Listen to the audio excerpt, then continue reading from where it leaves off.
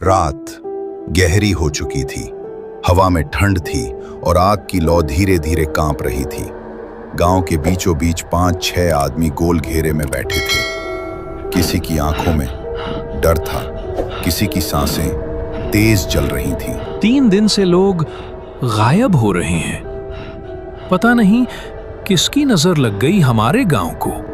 कल रात मैंने किसी के चीखने की आवाज सुना था, पर जब बाहर देखा तो कोई नहीं था।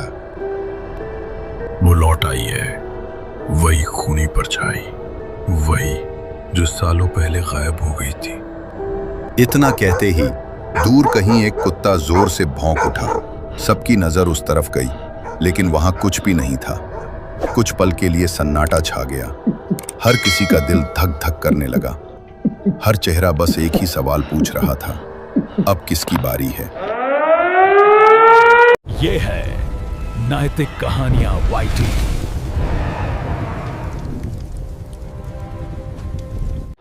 दूर एक गांव बसा था, चमकपुर।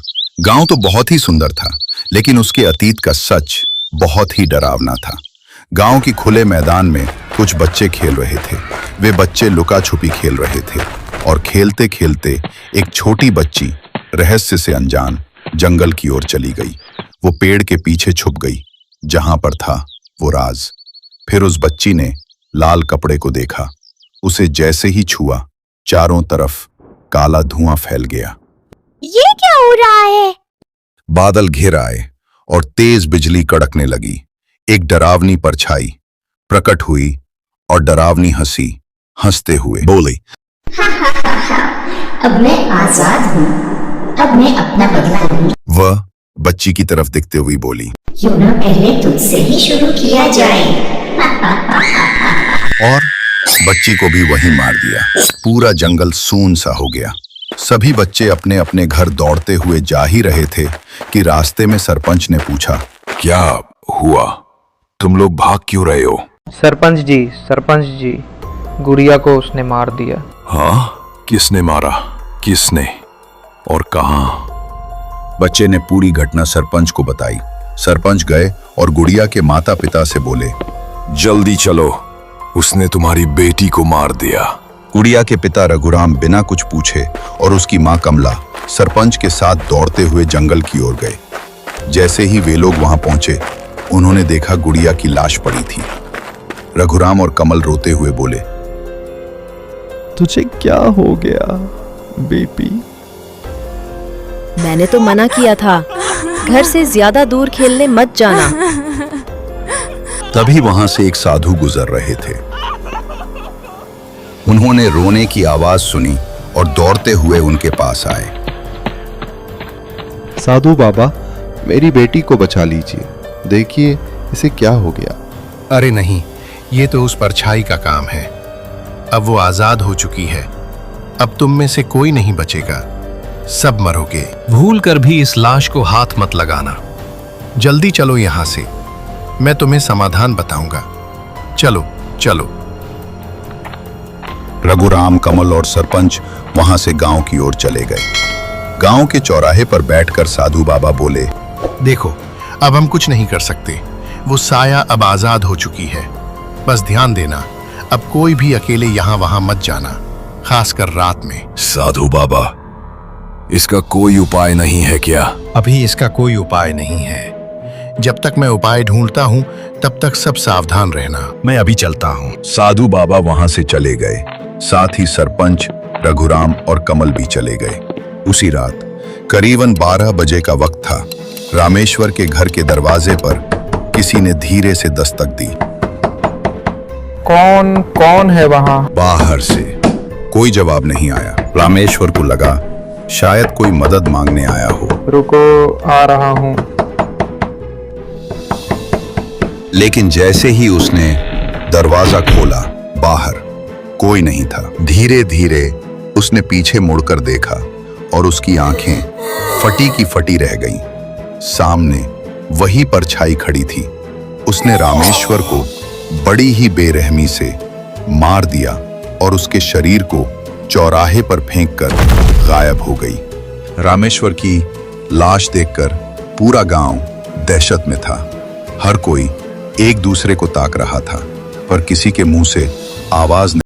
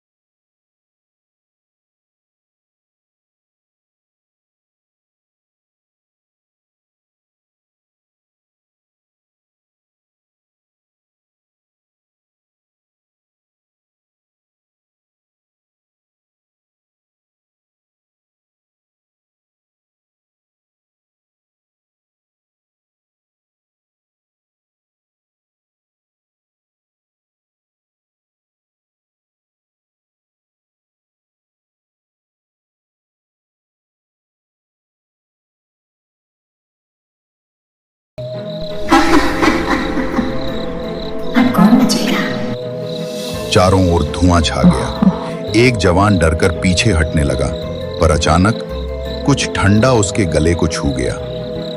वो चीख भी न सका, बस वहीं गिर पड़ा। बाकी दो भागे, लेकिन उनके पीछे से एक परछाई तेजी से हवा को चीरती हुई चली गई। सुबह होते होते 3 और लाशें गांव में मिल चुकी थीं। गांव अब पूरी तरह डर के साए में था।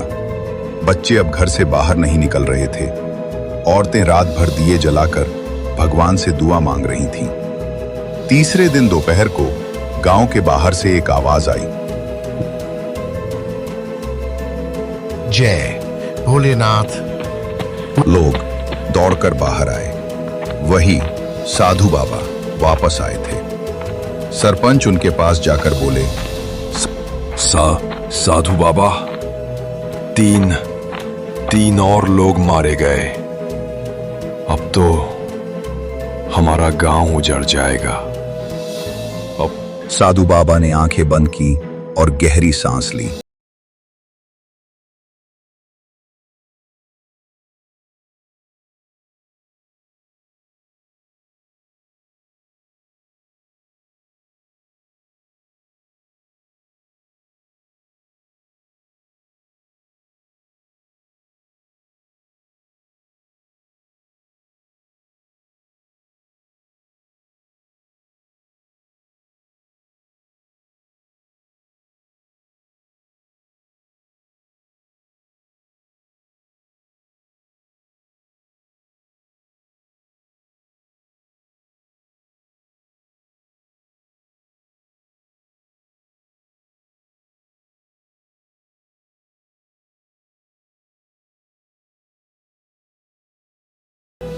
इस गांव को अपने गुनाहों को स्वीकारना होगा। रात के समय पूरा गांव एक जगह जमा हुआ था। गांव के बीचों बीच वही जंगल जहां सायरा को जलाया गया था। साधु बाबा ने मंत्र पढ़ना शुरू किया। हवा भारी होने लगी। दिए अपने आप बुझने लगे। धीरे धीरे सायरा की परछाई प्रकट हुई। लाल कपड़े में, बाल खुले, आंखें आग की तरह लाल। वो चिल्लाई, किसने रुलाया मुझे? सायरा, अब वक्त है तुम्हें न्याय देने का। गांव वाले तुझसे माफी मांगने आए हैं। सायरा की आंखों में दर्द झलक रही थी। अब माफी से क्या होगा? जो मैं रो रही हूँ, ये सब कहां? सरपंच आगे बढ़ा। सायरा, हमने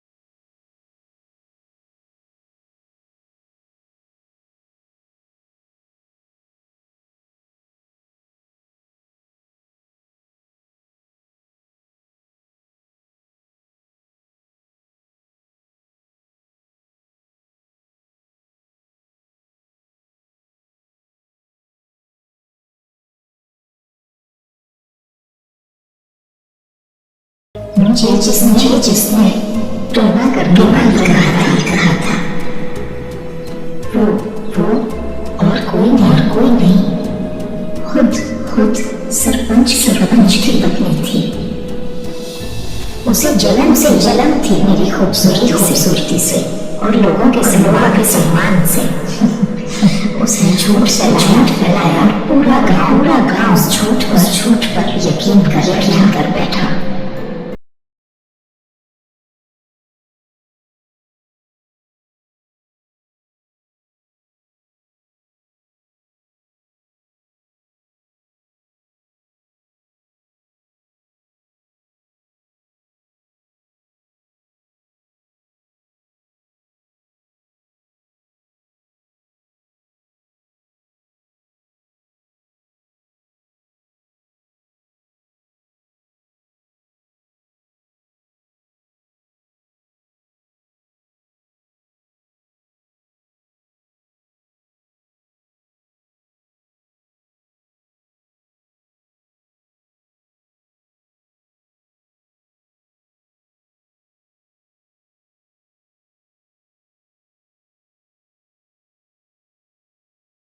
तेरी आत्मा को मैं मुक्ति देता हूं। तू अब बदला छोड़ दे और शांति में विलीन हो जा। मैं नहीं चाहती किसी की मौत। बस इतना चाहती हूँ कि अब कोई निर्दोष न चले। हम तुमसे वादा करते हैं, अब कोई निर्दोष नहीं जलेगा। इतना कहकर वो आसमान में समा गई। चारों ओर शांति छा गई। सुबह हुई और उस जगह एक लाल गुलाब उगा था। लोग उसे सायरा का फूल कहा। सच को जितनी बार भी जलाओ, वो हर बार राख से फिर जन्म लेता है। झूठ जीत सकता है कुछ पल के लिए, लेकिन अंत हमेशा सच का ही होता है।